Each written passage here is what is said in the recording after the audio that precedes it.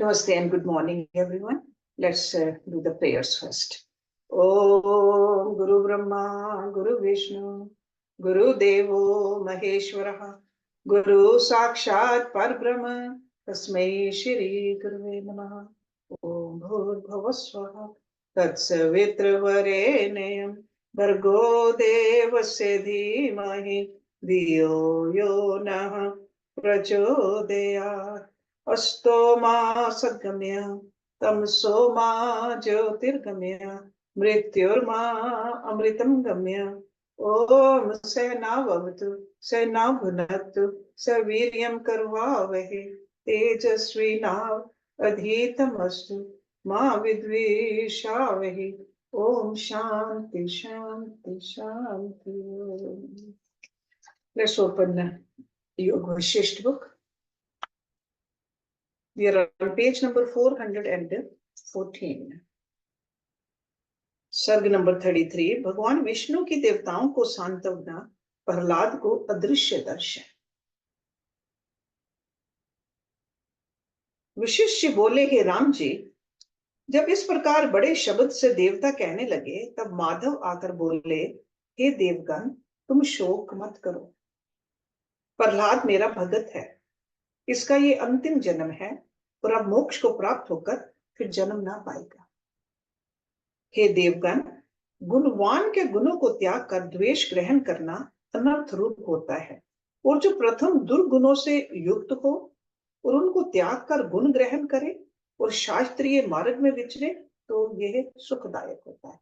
So he's talking about all those that they cultivated good qualities. Prahlad की विचित्र चेष्टा तुमको सुखदायक होगी. अब तुम अपने स्थानों में जाओ, प्रहलाद मेरा भगत है. इतना कहकर वशिष्ठ जी बोले, हे राम जी, इस प्रकार कहकर भगवान क्षीर समुद्र में अंतर्ध्यान हो गए. देवता नमस्कार के अपने अपने स्थानों में गए और प्रहलाद से द्वेष भावना त्याग गई. प्रहलाद प्रतिदिन अपने घर में जनार्दन की मनसा, वाचा और कर्मणा भक्ति करने लगा. सो मनसा मीन्स मेंटली, वाचा and कर्मणा. वाचा is with speech, कर्मणा through कर्म. और समय पाकर दैत्यों में बड़ी भक्ति हो गई. तब उन्हें परम विवेक प्राप्त हुआ और वे विषय भोग से विरत हुए. वे विषयों से प्रीति ना करें, सुंदर स्त्रियों से ना रमें, दृश्य में उनकी प्रीति ना हो, और ये भोग जो रोग रूप हैं उनमें उनका चित्त विश्राम ना पाए, और राग भी ना करें, परंतु मुक्त कर्ता जो आत्मबोध है वह उन्हें प्राप्त ना हुआ. वे मुक्त फल के निकट स्थित हुए और भोगों के अभिलाषा त्याग कर निर्मल हो गए, पर परम समाधि को ना प्राप्त हुए, चित्त अवस्था में चलायमान हो रहे. तब श्याम मूर्ति विष्णु देव प्रहलाद की वृत्ति विचार कर पताल में उसके गृह पूजा के स्थान में महाप्रकाश सुंदर रूप से प्रकटे, और उनको देखकर प्रहलाद ने विशेष पूजा की और प्रेम से गदगद होकर कहा, हे ईश्वर, त्रिलोक में सुंदर मूर्ति, सबके धारने वाले, सब कलंकों के हरने वाले, प्रकाश स्वरूप, अशरण शरण, अजन्मा और अच्युत, मैं आपकी शरण में हूँ. हे नीलोत्पल और कमलों के पर्वत, श्याम रूप, अनेक लीला चरित्रों को करने वाले, मैं आपकी शरण हूँ. हे निर्मल रूप, कदलीवत कोमल अंग और श्वेत कमल की भांति श्वेत शंख हाथ में धारण करने वाले, आपके नाभि कमल में भ्रमर ब्रह्मा स्थित हो वेद का उच्चार रूपी ओम शब्द करते हैं, और हृदय कमल में विराजने वाले जल के ईश्वर रूप, मैं आपकी शरण हूँ. जिसके श्वेत नाक, तारा गणवत प्रकाश रूप, हंसता मुख, चंद्र मंडलवत हृदय मणि, सब की प्रकाशक और शरत काल के आकाशवत निर्मल विस्तृत रूप, मैं आपकी शरण हूँ. हे त्रिभुवन रूपनी, कमलिनियों के प्रकाशने वाले शशि, मोह रूप अंधकार के नाश करता सूर्य, अजड़ चित आत्मा, संपूर्ण संसार के कष्ट हरने वाले, मैं आपकी शरण हूँ. हे नूतन विकसित रूप, कमल पुष्पों से भूषित अंग और स्वर्णवत पीतांबरधारी महासुंदर स्वरूप, मैं आपकी शरण हूँ. हे ईश्वर, लीला करके सृष्टि की उत्पत्ति, स्थिति और विनाश करने वाले और परम शक्ति शंकरवत दृढ़ वपु, मैं आपकी शरण हूँ. हे दामिनी वत प्रकाश रूप, सबको संहार कर जल में बालक रूप धर वट पत्र पर शयन करने वाले, मैं आपके शरण हूँ।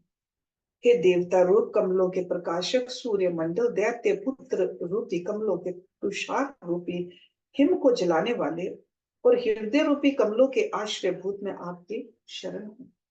वशिष्ठ जी बोले, हे राम जी, इस प्रकार जब अनेक गुणों से 8 श्लोक प्रहलाद ने कहे, तब विष्णु ने प्रहलाद से कहा। प्रहलाद की पद प्राप्ति आत्मचिंतन। श्री भगवान बोले, हे गुण निधे, दैत्य कुल के शिरोमणि, जो तुमको वांछित फल है वह मांगो, और जन्म दुख के शांति निमित्त वर मांगो।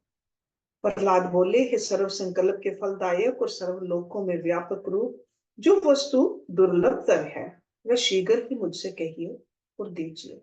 श्री भगवान जी बोले, हे पुत्र, सब ब्रह्म के नाश करने वाले और परम फल रूप ब्रह्म से विश्रांति होती है, और वह जिस आत्म विवेक की समता से प्राप्त होती है, वही आत्म विवेक तुझको होगा। वशिष्ठ जी बोले, हे राम जी, इस प्रकार दैत्येंद्र से कहकर विष्णु अंतर ध्यान हो गए। फिर प्रहलाद ने पुष्पांजलि दी और पूजा करके श्रेष्ठ आसन बिछा उस पर आप पद्मासन लगाकर बैठा और विधि से युक्त उत्तम शास्त्रों का पाठ करने लगा। जब पाठ करके निश्चिंत हुआ, तब विचारने लगा कि विष्णु ने मुझसे क्या कहा था। उन्होंने कहा था कि तुझको विवेक होगा, इसलिए संसार समुद्र तरने के निमित्त में शीघ्र ही विचार करूं। इस संसार अडंबर में मैं कौन हूं जो बोलता हूं? शरीर और ये संसार तो मैं नहीं, ये तो असत्य उद्भूत है और जड़ रूप पवन से सुफुरन रूप होता है। वह मैं कैसे हूं? ये शरीर भी मैं नहीं, क्योंकि ये तो क्षण क्षण में काल काल कोलित होता है और जड़ रूप होता है। श्रवण रूपी जड़ भी मैं नहीं, क्योंकि जो शब्द सुनते हैं वे शून्य से उद्भूत हैं। त्वचा इंद्रिय भी मैं नहीं, इसका क्षण क्षण विनाश स्वभाव है। प्राप्त हुआ अथवा ना हुआ, ये इष्ट है ये अनिष्ट है। इंद्रियां आप जड़ हैं, पर इनके जानने वाला चैतन्य तत्व है, और चैतन्य के प्रमाद से ये विषय उपलब्ध होते हैं। अतः ना मैं त्वचा इंद्रिय हूं और ना स्पर्श विषय हूं, ये जड़ात्मक है। ये जो चंचल रूपी तुच्छ जीवा इंद्रिय है, वो जिसके अगर में अल्प जल अनुस्थित है, वही रस ग्रहण करता है। वह रस भी आत्म सत्ता करके लब्ध रूप होता है। आप जड़ हैं, इससे ये जड़ रूप जीवा और रस मैं नहीं। ये जो विनाश रूप नेत्र दृश्य के दर्शन में लीन है, वह मैं नहीं, और ना मैं इनका विषय रूप हूं। ये जड़ है। ये जो नासिका पृथ्वी का अंश है, वह केवल आत्मा के आधार से है। आप जड़ है, पर इसका जानने वाला चैतन्य है। ना मैं नासिका हूं, ना गंध हूं। मैं अहम मम से और मन के मनन से रहित शांत रूप हूं, और ये पंच इंद्रियां मेरे में नहीं है। शुद्ध चैतन्य रूप कलना कलंक से और चित्त से रहित चिन्ह मात्र और सबका प्रकाश, सबके भीतर बाहर व्यापक और निसंकल्प निर्मल शांत रूप है। विस्मय है अब मुझको अपना स्वरूप स्मरण आता है। प्रकाश रूप चैतन्य अनुभव अद्वैत मेरे अनुभव से स्थित है। सूर्य घट पट आदि सब पदार्थ में प्रकाशता हूं। जैसे दीपक से उत्तम तेज भासे, वैसे ही चैतन्य अनुभव से इंद्रियों की वृत्ति सुफुरन रूप होती है। जैसे तेज से सुफुलिंग सुफुरन रूप होते हैं, वैसे ही सर्वज्ञ अनुभव सत्ता से मन की मनन शक्ति होती है। जैसे सूर्य के तेज से मरुस्थल में मृत तृष्णा की नदी फुरती है, वैसे ही अनुभव सत्ता से पदार्थ भासते हैं। जैसे दीपक में शुक्ल आदि रंग भासते हैं, वैसे इन पदार्थों में अहम आदि पदार्थ भासते हैं। वह जागृत व सब पदार्थों का प्रकाशक है, सबको अनुभव से भासता है और सबके भीतर आत्म भाव से स्थित है। जैसे बीज में अंकुर स्थित होता है, वैसे ही चैतन्य रूप दीपक के प्रकाश से विकल्प रूपी पदार्थों की शक्ति भासती है। उष्ण रूपी सूर्य, शीतल रूपी चंद्र, घन रूपी पर्वत, द्रवता रूपी जल है, और इसी प्रकार अनुभव सत्ता से सारे पदार्थ प्रकट होते हैं। जैसे सूर्य के प्रकाश से घट पट आदि होते हैं। ब्रह्मा विष्णु इंद्र ये सब के कारण रूप संसार में स्थित हैं, और इसका कारण अनुभव तत्व आदि अंत से रहित वो सब कारणों का कारण है। जैसे हिम से शीतलता होती है, वैसे ही अनुभव से विश्व उदित होता है। चित्त, चैत्य, दृश्य, दर्शन, कलना से रहित प्रकाश रूप सत्ता मेरी आत्मा मुझको नमस्कार है। इसी से सर्वभूत उत्पन्न उपस्थित होकर फिर लय होते हैं। वे निर्विकल्प चैतन्य सबका आश्रयभूत आत्मा है। जो इस चित्त से अंतःकरण में कल्पता है वही होता है। आत्मा से रहित सत्य भी असत्य हो जाता है। जो चैतन्य संवित में कल्पित रूप होता है वही उल्ट कर अपने स्वरूप को पाता है, और जो चित्त संवित में कल्पित रूप नहीं होता वह नहीं भासता है। ये जो घट पट आदि पदार्थों के समूह भासते हैं, वे विस्तृत रूप चिद आकाश दर्पण में प्रतिबिंबित हैं और अनुभव सत्ता सब भूतों का दर्पण रूप है। जिनका चित्त नष्ट हुआ है उन संत पुरुषों को दृढ़ भाव प्राप्त है, और वे परम आकाश रूप आत्मा में अभ्यास से तन्मय है। अनुभव सत्ता पदार्थों के वृद्ध होने से वृद्ध नहीं होती और नष्ट होने से नष्ट नहीं होती। पदार्थों के भाव अभाव में सत्ता सामान्य जैसी की तैसी है। जैसे सूर्य के प्रतिबिंब में घट सत्य हो अथवा असत्य हो, सूर्य जैसे का तैसा है। संसार रूप नाना प्रकार के विचित्र रचना आत्मा में ऐसे स्थित हैं जैसे विचित्र गुच्छों के संयुक्त वृक्षों की पंक्ति की विचित्र रचना पर्वत पर स्थित होती है। वैसे ही संसार रूप दृश्य नाना प्रकार की मंजरी को धरने वाला आत्म सत्ता का वृक्ष है। जितने भूतगण त्रिलोक के उदर में बरतते हैं वे सब आत्मा से अभिन्न रूप हैं। आदि ब्रह्मा से तृण पर्यंत सबकी प्रकाशिका आत्मा है। वह अनुभव सत्ता आदि अंत से रहित है, जिसके सब आकार हैं और स्थावर जंगम सब जगत भूत जाति अंतर अनुभव रूप स्थित है। वह एक अनुभव आत्मा मैं हूं। दृष्टा दर्शन दृश्य सर्वरूप आत्मा मैं हूं, और सहस्र नेत्र सहस्र हस्त मेरे हैं। मैं ही चिद आकाश रूप हूं। सूर्य शरीर से आकाश में विचरता हूं और पवन वपु से बहता वायु वाहन पर आरूढ़ हूं। मैं विष्णु रूप शंख चक्र गदा पद्म का धरने वाला हूं। सब सौभाग्य देखने वाला हूं और सब दैत्यों को भगाता और नाश करता मैं हूं। मैं नाभि कमल से उत्पन्न हुआ हूं। पद्मासन से निर्विकल्प समाधि में स्थित रूप ब्रह्मा हूं और मन वृत्ति रूप को प्राप्त हुआ मैंने ही त्रिनेत्र आकार लिया है। गौरी मेरी अर्धांगिनी है और सृष्टि के अंत में सबको मैं ही संहार करता हूँ। जैसे कोई अपने अंगों को समेट ले वैसे ही मैं संहार करता हूँ। मैं त्रिलोकी रूपनी मणि का पालन इंद्र रूप होकर करता हूँ, और कर्मों के अनुसार जैसा कोई भाव करे वैसा फल देता हूँ। तृण बेली और गुच्छों में रस होकर मैं स्थित हूँ। मैं ही उत्पत्ति करता और चेतन रूप हूँ, और लीला के निमित्त जगत अडंबर विस्तार रूप मैंने ही किया है। जैसे मृतिका के खिलौने बालक रच लेता है, मेरे में सब कर्म अर्पण करने से पूर्ण शांति प्राप्त होती है, और मुझसे रहित कुछ वस्तु नहीं। मैं सत्ता स्वरूप मुकुर हूँ। सब पदार्थ मेरे में प्रतिबिंबित होते हैं, तब ये असत्य रूप भी सत्यता को प्राप्त होता है। इससे मुझसे भिन्न कुछ नहीं। पुष्पों में सुगंध, पर्णों में सुंदरता, पुरुषों में अनुभव और सथावर जंगल रूप जो संसार दृष्टि आता है वह सब मैं हूं। मैं सब संकल्प से रहित परम चैतन्य हूँ, और अहम तोम आदि से परे हूँ। जल में रस शक्ति, अग्नि में उष्णता और हिम में शीतलता मैं हूँ। जैसे काश में अग्नि है वैसे ही सब में स्थित हूँ। सब पदार्थों में मैं परमात्मा व्यापक हूँ और सबको अपनी इच्छा से उत्पन्न करता हूँ। जैसे दूध में घृत शक्ति, जल में रस शक्ति और सूर्य में प्रकाश शक्ति है, वैसे ही मैं चैतन्य स्वरूप सब पदार्थों में स्थित हूँ। त्रिकाल का संसार सब मेरे में स्थित है, और मैं चित्त के उपचार फुरने से रहित शुद्ध स्वरूप और सबका भरण पोषण करने वाला और वैराट राज होकर स्थित हूँ। त्रिलोकी का राज्य मुझको अपूर्व प्राप्त हुआ है, और जो शास्त्रों देवों के दल बिना निरीक्षित विस्तृत है। बड़ा आश्चर्य है कि मैं इतना बड़ा विस्तृत रूप हूँ और अपने आप में नहीं समाता।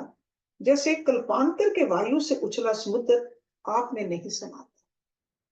मैं अनंत रूप आत्मा अपनी इच्छा से आप प्रकाशता हूँ। जैसे क्षीर समुद्र अपनी उज्ज्वलता से शोभित होता है, वैसे ही मैं भी अपने आप से शोभता हूँ। ये संसार रूपी मटका महा अल्प रूप है। जैसे बिल में हाथी नहीं समाता, वैसे ही मैं अपने आप में विस्तृत रूप से संसार में नहीं समाता।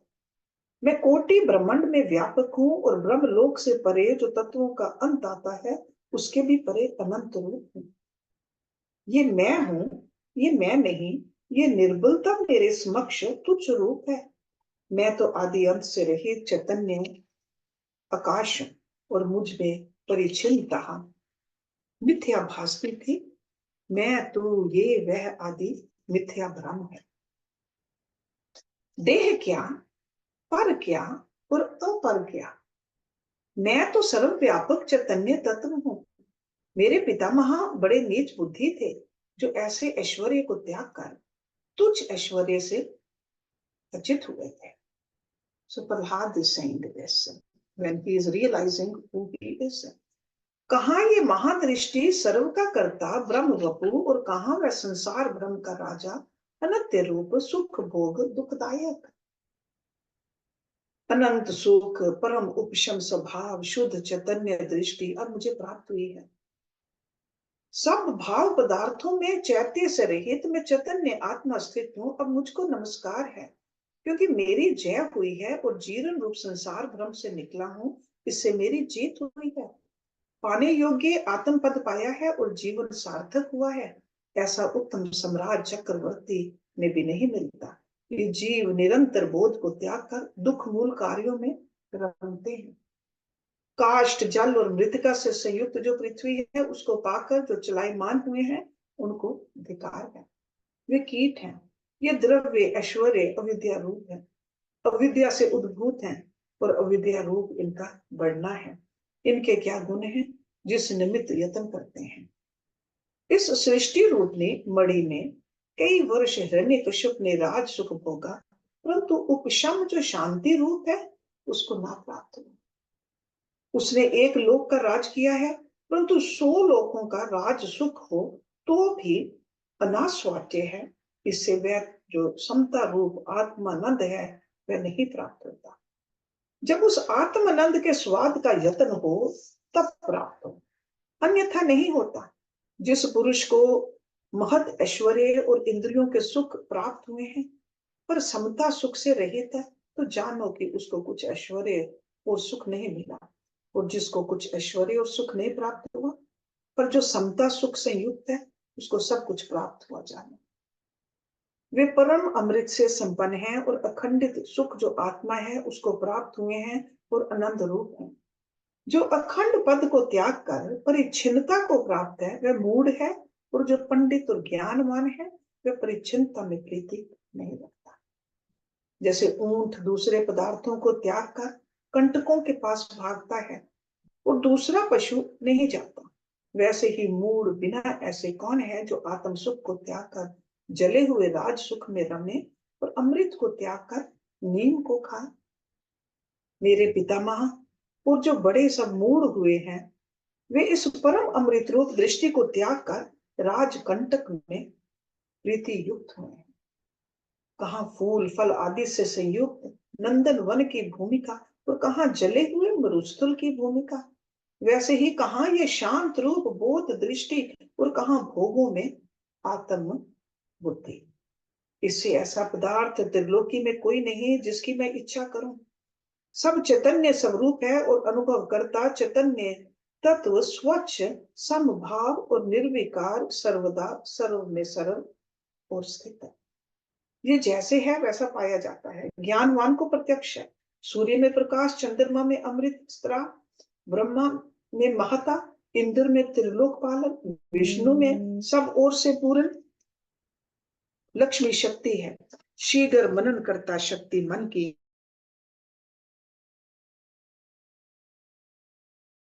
में है और मौन से महात्म की सिद्धि शक्ति और बृहस्पति में विद्या, देवताओं में विमानों पर आरूढ़ होकर आकाश मार्ग गमन करने की शक्ति है। पर्वतों में स्थिरता, वसंत ऋतु में पुष्प, समकाल मेघों की शांत शक्ति, यक्षों में ममत्व शक्ति, आकाश में निर्लेपता, हिम में शीतलता, ज्येष्ठ आषाढ़ में ताप आदि देश काल क्रिया रूप नाना प्रकार के आकार विकार जो त्रिकाल के उदर में स्थित हैं, ये सर्व शक्ति स्वच्छ निर्विकार कलना रूप कलंक से रहित चैतन्य की वह इस प्रकार होकर भासती है और वही आत्म तत्व सब पदार्थ जाति में व्याप्त हुआ है।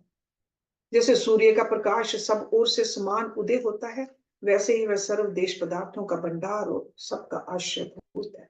त्रिकाल उसी में कल्पित रूप होते हैं। जैसा अनुभव उसमें होता है वैसा ही तत्काल होकर भासता है। जैसे जैसे चैतन्य तत्व में देश काल और क्रिया द्रव्य का फुरना होता है वैसा ही वैसा भासता है।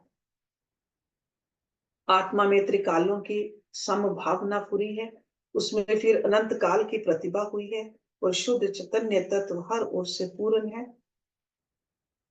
त्रिकालिक दृश्य से युक्त भासता है तो भी चैतन्य तत्व शेष रहता है और इसी को त्रिकाल का ज्ञान होता है। मधुर कटु आदि भिन्न भिन्न रसों में एक समता भासती है। जैसे मधुर रस पान करने वाले जीवों को मधुरता भासती है और को नहीं भासती, वैसे ही जो कल्प कलना है सबको भोगता है। सूक्ष्म चैतन्य सत्ता स्वरूप सब पदार्थों का अधिष्ठान है, उससे अनागत होकर द्वैत जगत भासता है और नाना प्रकार के जो पदार्थ लक्ष्मी है वह अत्यंत दुख को प्राप्त कराती है। जब त्रिकाल का अनुभव होता है तब सभी सम भासता है।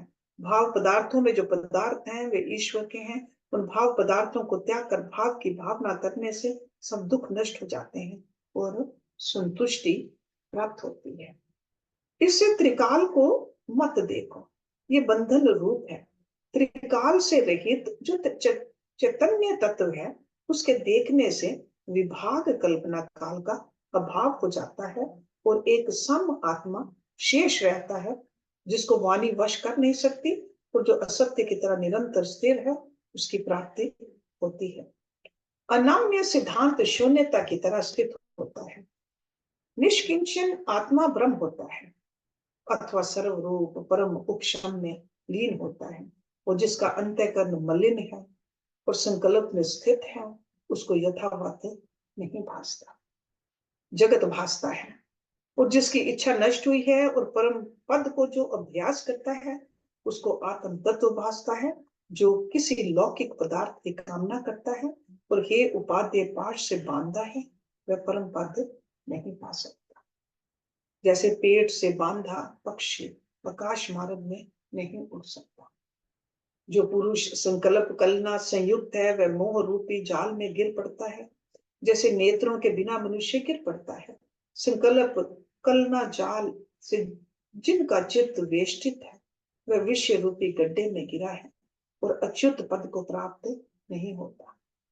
मेरे पितामह कई दिन पृथ्वी में फुर फुर कर लीन हो गए हैं। वे बालकवत नीच थे, जैसे गड्ढे में मच्छर लीन हो जाते हैं वैसे ही अज्ञान से वे परम तत्व को न जानते थे। So he's talking about his father, Hiranyakashyap. भोगों की वांछा जो दुख रूप है अज्ञानी करते हैं और उससे भाव अभाव रूप गढ़ और अंधकूप में नष्ट होते हैं और इच्छा और द्वेष से जो उठा है उससे बंधे हुए हैं। जैसे पृथ्वी में कीट मगन होते हैं वे जीव उनके तुल्य हैं और जिनकी मृग तृष्णा रूप जगत के पदार्थों में ग्रहण त्याग की बुद्धि शांत हुई है वे पुरुष जीते हैं और सब नीच मृतक रूप है। कहा निर्मल और अविच्छिन्न रूप चैतन्य चंद्रवत शीतलता और कहा उष्ण काल कलंक संयुक्त चित्त की आस्था।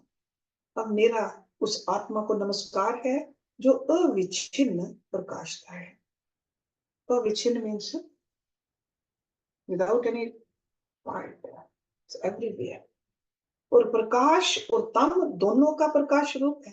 ये चिदात्मा देव मुझको तू चिरकाल से प्राप्त होकर परमानंद हुआ है जो विकल्प रूपी समुद्र से मेरा उद्धार किया है। जो तू है वह मैं हूं और जो मैं हूं वह तू है। तुझको नमस्कार है। संकल्प विकल्प कलना के नष्ट होने से अनंत शिव आत्म तत्व का चंद्र सदा निर्मल और उदित रूप है। प्रहलाद का परमात्मा से साक्षात्कार। प्रहलाद बोले कि जिनका नाम ओम है वह विकार से रहित ब्रह्म में है। जो कुछ विश्व है वह सब आत्म स्वरूप सत्य असत्य से अतीत चैतन्य स्वरूप और सब जीवों के भीतर है। सूर्य आदि में प्रकाश वही है, अग्नि आदि को उष्ण करता वही है और चंद्र में शीत करता वही है। अमृत का स्रवना आत्मा से ही है और इंद्रियों के भोगों का भोगता अनुभव रूप वही है। राजा की भांति खड़ा बैठा हूं तो भी कभी नहीं बैठा, और चलता हूं तो कभी नहीं चलता, और ना व्यवहार करता हूं। मैं सदा शांत रूप करता हूं और किसी से लिप्त नहीं होता। We are all familiar with this philosophy from Bhagavad Gita. It's the same message. त्रिकाल में सम रूप हूं और सर्वदा सर्व अवस्था में पदार्थों के उत्पन्न होने और मिटने में सदा जैसे का तैसा।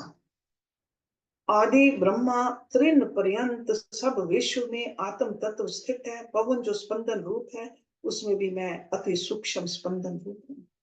पर्वत स्थान जो अचल पदार्थ है उससे भी मैं अचल हूँ। आकाश से भी अति निर्विवेक हूँ। मन को भी आत्मा चलाता है जैसे पत्थरों को पवन चलाता है, और इंद्रियों को आत्मा फेरती है जैसे घोड़े को सवार चलाता है। समर्थ चक्रवर्ती राजा की तरह मैं भोग भोगता हूँ और अपने ऐश्वर्य से आप शोभता हूँ। संसार समुद्र में जरा मरण रूपी जल के पार करने वाली आत्मा है। ये सबसे सुलभ है और अपने आप से जानी जाती है और बांधव की तरह प्राप्त होती है। आत्मा शरीर रूपी कमलों के छिद्रों का भ्रमर है और बिना खींचे बुलाए सुलभ आप प्राप्त होती है। जो कोई अलग भी उसको बुलाता है तो भी उसी क्षण वह उसके सम्मुख होती है। इसमें कोई संशय और विकल्प नहीं। वह निष्कलंक और परम संपदावान है और सदा स्वस्थ रूप। रसदायक पदार्थों में जैसे रस स्वाद है, पुष्पों में सुगंध और तिलों में तेल है, वैसे ही वह देव परमात्मा देहों में स्थित है तो भी अविचार के वश नहीं जाना जाता। जैसे चिरकाल पश्चात आया बांधव अपने आगे स्थित हो तो भी उसको नहीं पहचाना जाता। जब विचार का उदय होता है तब आत्मा परमेश्वर को जान लेता है।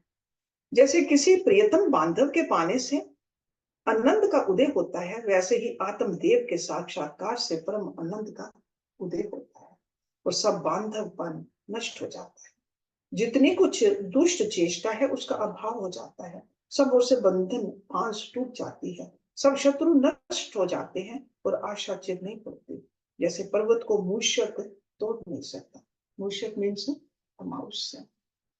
ऐसे देव के देखने से सब कुछ देखना होता है और सुनने से सब कुछ सुनना होता है। उसके स्पर्श करने से सब जगत का स्पर्श होता है और उसकी स्थिति से सर्व जगत स्थित भासता है।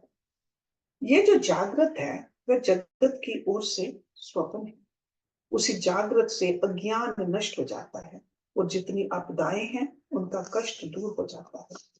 आत्मा के प्राप्त होने पर आत्मा में हो जाता है और वह विस्तृ रूप आत्मा दीपकवत साक्षीभूत होती है।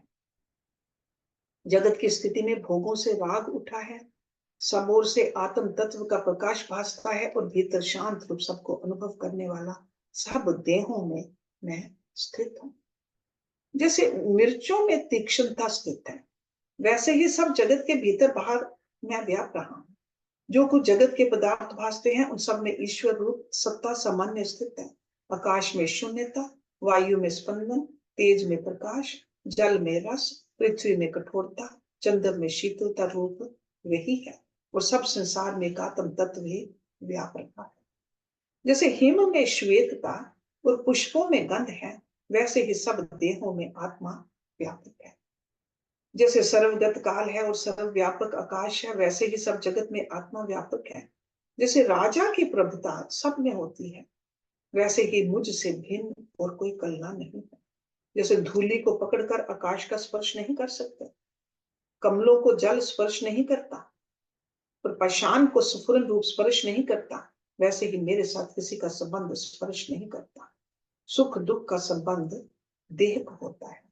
देह चाहे चिरकाल रहे चाहे अभी नष्ट हो तो मुझको लाभ हानि कुछ नहीं। जैसे दीपक की प्रभा रज्जू से नहीं बांधी जाती, वैसे ही आत्मा किसी से बांधी नहीं जाती। सब पदार्थों के ग्रहण में अबंध रूप है। जैसे आकाश किसी से बांधा नहीं जाता और मन किसी से रोका नहीं जाता, वैसे ही परमात्मा को देह इंद्रिय का संबंध वास्तव में नहीं होता। यदि शरीर के टुकड़े हो जाएं तो भी आत्मा का नाश नहीं होता। जैसे घट फूटने से दूध आदि पदार्थ नहीं रहता, परंतु आकाश कहीं नहीं जाता, वह यथावत रहता है। वैसे ही देह के नाच से प्राण कला निकल जाती है, आत्मा का कुछ नाश नहीं होता और पिशाच की भांति उदित होकर भासती है। जिसका नाम मन है, उस मन से जगत भासित हुआ है और उसी में जड़ शरीर के नाश का निश्चय हुआ। हमारा क्या नाश होता है? जिसके मन से दुख सुख की वासना नष्ट होती है, तब जीव भोगों से निवृत्त होकर सुख संपन्न होता है और ग्रहण करते भोगते अज्ञानी दुख पाते हैं। यह बड़ा आश्चर्य है कि आत्मा के अज्ञान से मूढ़ दुख पाता है। अब मैंने आत्म तत्व देखा है, उससे मेरा भ्रम शांत हो गया है और कुछ भी किसी से मुझको क्षोभ नहीं। अब मुझे ना कुछ भोगों के ग्रहण करने की इच्छा है और ना त्याग की है। जो जाए वह जाए और जो प्राप्त हो वह हो। ना मुझको देह आदि के सुख की अपेक्षा है, ना दुख के निवारण की अपेक्षा है। सुख दुख आए और जाए, मैं एक रस चिदानंद स्वरूप हूँ। जिस देह में वासना करने से नाना प्रकार की वासना आ जाती है, वह देह भ्रम मेरा नष्ट हो गया है, वह वासना नहीं फूटती। इतने काल पर्यंत मुझको अज्ञान रूपी शत्रु ने नष्ट किया था। अब मैंने आपको जाना है और अब इसको मैं चूर्ण करता हूँ। इस शरीर रूपी वृक्ष में अहंकार रूपी पिशाच था, वह मैंने परम बोध रूपी मंत्र से दूर किया है। इससे पवित्र हुआ हूँ और प्रफुल्लित वृक्षवत शोभता हूँ। मोह रूपनी दृष्टि शांत हुई है, दुख अशेष हुए हैं और विवेक रूपी धन मुझको प्राप्त हुआ है। अब मैं परम ईश्वर रूप होकर स्थित हुआ हूँ। जो कुछ जानने योग्य था वह मैंने जाना है और जो कुछ देखने योग्य था वह देखा। अब मैं उस पद को प्राप्त हुआ हूँ जिसके पाने से कुछ पाने योग्य नहीं रहता। अब मैंने आत्म तत्व को देखा है, विषय रूपी सर्प मुझको त्याग किया है, मोह रूपी कोहरा नष्ट हो गया है, इच्छा रूप ने मृग तृष्णा शांत हो गई है, राग द्वेष रूप ने धूलि से रहित सब ओर से निर्मल हुआ हूँ। अब मैं उपशम रूपी वृक्ष से शीतल हुआ और सब ओर से विस्तृत रूप को प्राप्त हूं। अब मैंने सबसे उचित परमात्मा देव को ज्ञान और विचार से पाया है और प्रकट देखा है। अधोगति का कारण जो अहंकार है उसको मैंने दूर से त्याग दिया है और अपना स्वभाव रूप जो आत्म भगवान सनातन ब्रह्म है, जो अहंकार के वश विस्मृत हुआ था, उसे अब चिरकाल करके देखा है। इंद्रिय रूपी गड्ढे में मैं गिरा था तो राग द्वेष रूपी सर्प से दुख पाकर मृत्यु को प्राप्त हुआ था। मृत्यु की भूमिका टोए बिना तृष्णा रूपी कंजुए के कुंजों में मैं भ्रमता रहा। जहां काम रूपी कोयल के शब्द होते थे तो जन्म रूपी कूप में दुख पाता था।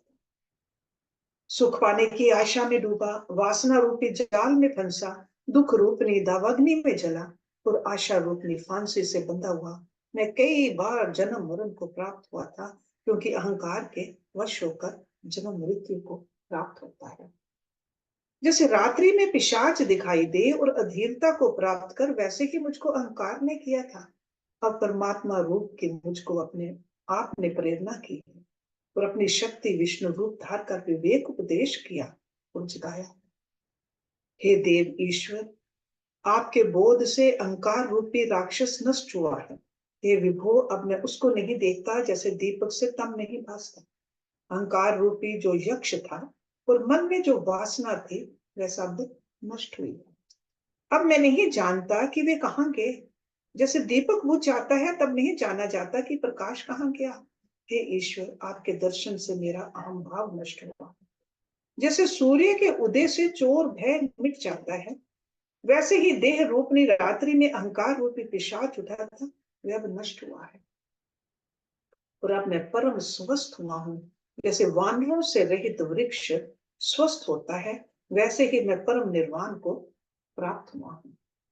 अब मैं सम और शांत बोध में जागा हूं, और चिर पर्यंत चोरों से जो घिरा था तो अब छूटा हूं। अब मेरा हृदय शीतल हुआ है, और आशा रूपनी मृग तृष्णा शांत हो गई है। जैसे जल से पर्वत की तप्तता मिटे और वर्षा से शीतलता प्राप्त हो, वैसे ही विवेक रूपी विचार से अहंकार रूपी ताप दूर हो गया है। अब मोह कहाँ और दुख कहाँ, आशा रूपी स्वर्ग कहाँ और नरक कहाँ, बंध कहाँ और मुक्ति कहाँ। अहंकार के होने से पदार्थ भासते हैं, अहंकार के गे इनका अभाव हो जाता है।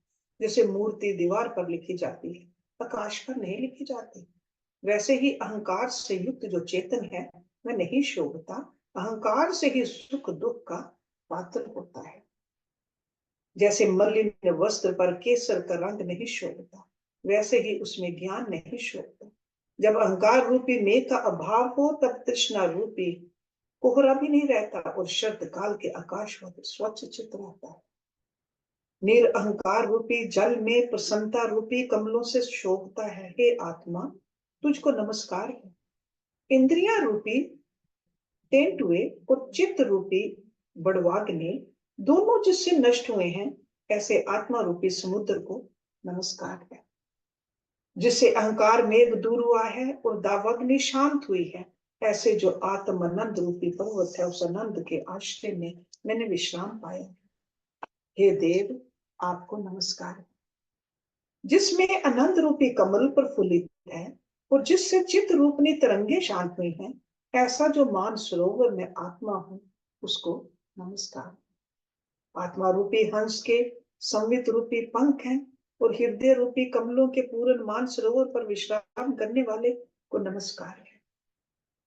काल रूपनी कलना से रहित निष्कलंक सदा उदित रूप सब ओर से पूर्ण और शांत आत्मा, तुझको नमस्कार है। मैं सदा उदित शीतल हृदय का कर्तम दूर करता और सर्वव्यापक हूं, परंतु अज्ञान से अदृष्ट हुआ था। अतः उस चैतन्य सूर्य को नमस्कार है। मन के मन से जो उद्भूत थे, वे अब शांत हुए हैं, और मन को मन से और अहम को अहम से छेद कर जो शेष रहे, वही मेरी जय है। भाव रूप जो दृश्य पदार्थ हैं, उनको आत्म भाव से तृष्णा को तृष्णा के छेद से, अनात्मा को आत्म विचार द्वारा नष्ट करने से, और ज्ञान से ज्ञेय को जाने से मैं निरअहकार को प्राप्त हुआ, और भाव अभाव क्रिया नष्ट हो गई। मैं अब केवल स्वस्थित हूं, और निर्भय निरअहकार निर्मन निष्पन्द दुष्शुद्ध आत्मा हूं। मेरा शरीर शमवत स्थित है।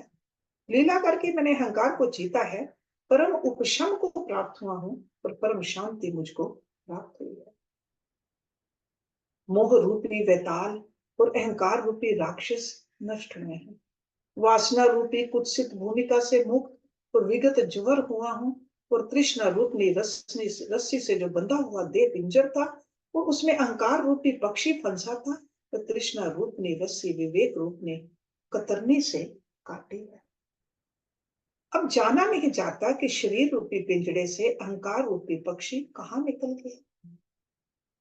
अज्ञान रूपी वृक्ष में अहंकार रूपी पक्षी रहता था। आत्मा के जानने से जाना नहीं जाता कि कहाँ गया।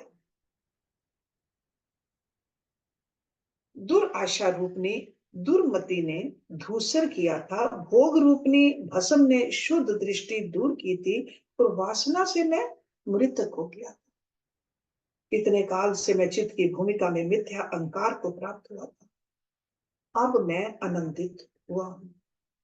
आज ही मेरी बड़ी शोभा बढ़ी है। अहंकार रूपी महामेघ नष्ट हुआ है, और उसमें तृष्णा रूपनी श्यामता थी, वह नष्ट हुई है। अब मैं निर्मल आकाशवत शोभता हूं। अब मैंने आत्म भगवान को देखा है, और अपने स्वरूप को प्राप्त हुआ हूं, और अनुभव रूप सदा प्राप्त है। प्रभुता के समूह के आगे अज्ञान अलग रूप है। नेक्स्ट सर्ग इज प्रहलाद द्वारा समस्तवन एवं समाधिस्थ होना। It's a long part, so we'll just do that next week. So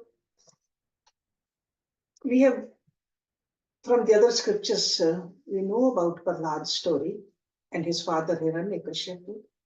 But in this beautiful explanation, we can even understand more what really happened. It's not that after his father was killed, he just sat on the throne and just enjoyed all that. No. Sure, he took care of his duty. He was a king for a long time, but he did the sadhana also. And because of that sadhana, he reached where he did and where we need to reach to. Because this journey is not, this path is not only for one person, this is for all of us. And the reason we read these scriptures so that we understand what kind of a path we are on. What are we supposed to do in life? As a human being, we have a great responsibility. We have to do our duties also at the same time, do this, reach towards that ultimate goal also. So we should get encouraged when we read books like this. Okay, so let's stop it here. And we'll start with the Sarga number 36 next week. Om Purnamada Purnamidam Purnat Purnamudachyate Purnasya Purnamadaya Purnameva Vishishyate Om Shanti Shanti Shanti. Thank you very much.